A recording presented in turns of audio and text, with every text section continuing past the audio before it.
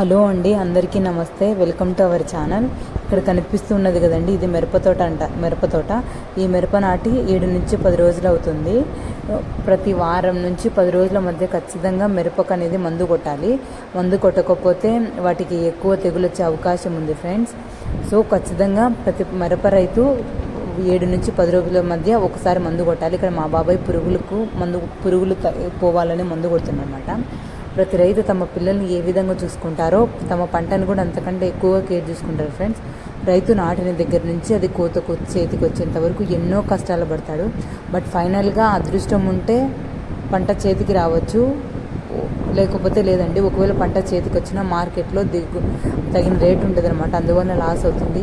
ఈ మిరపకు చాలా పెట్టుబడి అవుతుందండి. 2 లక్షలు అట్లా అవుతుంది. కూలీలకి ₹1,00,000 అవుతుంది. ఇంకా నీళ్ళు మందులు సతవ వాటికి ఎక్కువ అవుతుంది. బట్ ఫైనల్గా అయితే చాలా రైతులకు తమ కూలీ డబ్బులు మాత్రమే వస్తాయి, పెట్టుబడి పెట్టినది కూడా రాకపోవచ్చు. అదే ఫ్రెండ్స్, ఈ మిరపలో రిస్క్. ఒకవేళ పండితే మంచిగా వస్తుంది, ఎకరాకు 400 పండుతాయి అంటారు. కానీ మా ఊళ్ళో ఎవరికో ఫ్రెండ్స్ ఎన్నేళ్ళకో ఒకసారి మహా అంటే 150 మన్లు 200 మన్లు అవుతాయి. ఈ మిరప వల్ల చాలా నష్టం ఫ్రెండ్స్.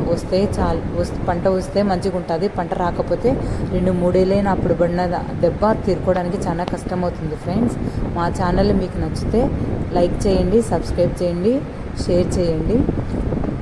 ప్రతి రైతు చాలా కష్టపడతారు ఫ్రెండ్స్, ఎంతంటే ఎంత. బట్ రిజల్ట్ అనేది ఎట్లా వస్తుందో ఏమో తెలియలేదు. అందుకే ఈ మధ్యకాలంలో వ్యవసాయం చేయాలనే భయము. కొంతమంది టెక్నాలజీని ఎక్కువగా యూజ్ చేసి వ్యవసాయం చేస్తున్నారు, అది మంచిది ఫ్రెండ్స్. ఇంకా కొంతమందికి ఆ టెక్నాలజీ తెలియడం లేదనమాట. ఇక్కడ కనిపిస్తుంది కదా మా ఫ్రెండ్స్, మా ఊర్లో ఎక్కువ తేజ, డచ్ అట్లా ఆ మిరప విత్తనాలే వాడతామన్నమాట. మీరు కూడా మీ ఏరియాలో మిరపను పండిస్తారా?